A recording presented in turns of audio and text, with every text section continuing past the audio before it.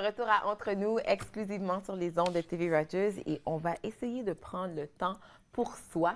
Et pour nous en parler, on a notre coach de vie, Carole Thériault, qui est avec nous pour la première de la saison. Bonjour, Carole! Bonjour, comment ça va? Ça va bien. T'as passé un bel été? Oui, puis toi? Ah. Occupé, hein?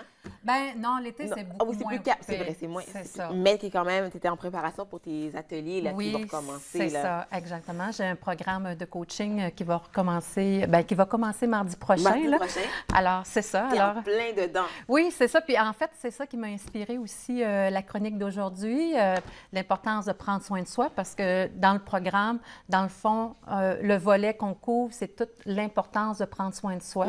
Alors... J'ai un peu raison en le disant, parce que là, on est dans le début de tout, là, le travail recommence, l'école, puis là, on peut facilement se perdre et puis être chargé finalement, puis là, on s'oublie. Oui, tout à fait. Puis en même temps, ce que je voulais vraiment apporter, c'est de démystifier l'importance de prendre soin, prendre soin de soi, parce que souvent, en fait, quand... Qu'est-ce que ça veut dire? Oui, qu'est-ce que ça veut dire?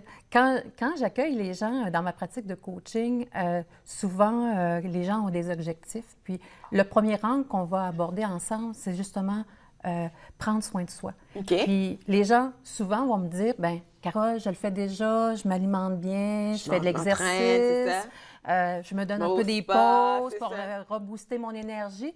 Mais prendre soin de soi, c'est beaucoup plus large que ça. Okay. Alors, moi, j'aime définir prendre soin de soi comme le fait de vouloir être bien dans sa vie, puis d'améliorer sa qualité de vie, mais dans tous les aspects de sa vie. Okay. Alors, c'est pas juste se donner du temps, puis aller au spa, puis se faire prendre un petit bain moussant, mais c'est beaucoup plus large que ça. Alors, je vais vous donner des exemples, des pistes pour vraiment où les gens pourraient être invités à prendre soin d'eux. Alors, peut-être que des fois, les gens arrivent avec des objectifs, mais ils vont avoir tendance à beaucoup à se critiquer, à se dévaloriser, à se taper sur la tête. Alors, tout ça, c'est sûr que quand on fait ça, quand on se tape sur la tête, on se donne pas le droit à l'erreur. On se demande la perfection. On a un dialogue interne qui est négatif. Bien, ça, c'est sûr et certain que c'est pas prendre soin de soi. Alors, on a vraiment une invitation à sortir un peu de sa tête où vraiment on est pris là, puis à redescendre plus au niveau du cœur, puis de cultiver un peu plus de bienveillance envers soi. Ça, c'est une façon de prendre soin de soi. Comment je ferais justement pour si j'ai ces pensées négatives-là, comment je ferais pour essayer de les oublier finalement? Ah, on ne veut pas les oublier. On ne peut pas les oublier parce que l'être humain, étant comment il est fait, on a tendance naturelle à aller là. Fait que l'idée, c'est d'être conscient de ça, puis de cultiver une bienveillance, d'avoir un dialogue beaucoup plus positif envers soi. Fait que ça, c'est une façon. Oui, exactement. Une autre façon, ça serait, par exemple, là où il y a des personnes pour qui oser dire, parler de ses émotions, c'est quelque chose de vraiment difficile. Alors, quand on est dans une relation, par exemple, souvent, on va avoir des choses qui ne nous conviennent pas, qui nous dérangent. On va vivre des choses, puis il y a des gens qui ne sont pas capables de dire. Alors, ça a l'effet vraiment des gens qui ont peur de ne pas être aimés, de peur d'être jugés là-dedans, qui fait qu'ils ne vont pas oser dire, particulièrement chez les introvertis. Moi, dans ma vie, c'était un aspect beaucoup que j'ai eu besoin de cultiver, d'avoir le courage de dire ce qui se passait à l'intérieur de moi.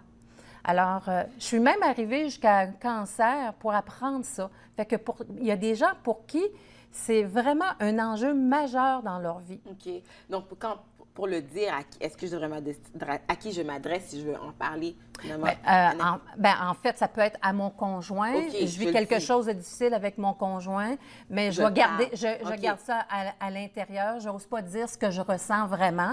Alors, ça peut être à mon conjoint, ça peut être un collègue de travail, ça peut être à une amie. Alors, de dire des choses qui nous dérangent vraiment. Trouver quelqu'un qu'on peut se confier, là, finalement. Tout à fait, tout à fait. D'autres personnes pour qui l'enjeu, c'est d'être capable de dire non. Non. On en parle souvent de ça. On en parle souvent parce que c'est un enjeu tellement important pour beaucoup de monde, parce que les gens vont dire, ça va faire non à l'intérieur, mais ils vont oui. dire oui à l'extérieur. Alors ça amène de la confusion à l'intérieur quand on fait ça. Donc, souvent, les gens vont avoir peur de dire des vrais oui ou des vrais non. Des vrais oui, qu'est-ce que tu veux dire? Bien, soit oui, j'ai le goût de faire oui, ça, mais oui, j'ai le goût de te donner du temps, j'ai le goût de prendre soin d'aller garder tes enfants en soir, ou non, sais-tu, j'aurais bien aimé ça, mais en fin de semaine, ça fait 3 mois que je travaille beaucoup, puis là, j'aurais peut-être besoin de prendre soin de moi présent. Puis c'est vrai que moi, je suis dans cette situation-là, je vais vouloir tout faire, puis à un moment donné, je me rends compte que je suis pas capable. Puis, tu sais, là, tu te sens mal parce que tu as déjà dit oui à quelque chose. Tu es comme, j'ai plus vraiment... pris là-dedans. Je suis pris là-dedans, c'est ça. Je vais le faire quand même. Ça ne me tente pas, mais je vais le faire. Oui. Mais là, il y a toutes sortes... là, on est dans une énergie qui n'est pas vraiment le fun. Puis, c'est ça. Puis souvent, ce qu'on va faire, c'est qu'on... excusez l'expression, on va chialer. On va dire, pourquoi ça ne me tente pas, ta. Alors que on a juste besoin de revenir et d'avoir une conversation courageuse. Écoute, finalement, je pourrais pas. Oui, voilà. C'est ça, exactement. Oui. Fait que c'est... moi, je dis toujours aux gens que j'accompagne, il faut développer le muscle, pratiquer l'art d'être capable de déplaire puis de désappointer les gens. Parce qu'on ne peut pas être aimé de tout le monde. En fait, c'est ça, cultiver la pratique de dire non. Fait que ça, c'est un autre enjeu, un autre aspect où il y a des gens qui sont vraiment invités à prendre soin de soi à ce niveau-là. Mm-hmm. Souvent, c'est un enjeu important chez les femmes particulièrement. Mais tout le monde vit ça. Tout le monde vit ça. Oui, c'est ça. Écoute, on a beau être dans le monde de la communication, hein? Mais les vraies affaires sont difficiles à dire. Oui. Écoute, Carole, on va faire une pause parce qu'on va continuer avec toi, justement. On fait déjà une courte pause et Carole Thériault va continuer notre conversation sur l'importance de prendre soin de soi. Vous écoutez Entre nous exclusivement sur les ondes de TV Rogers.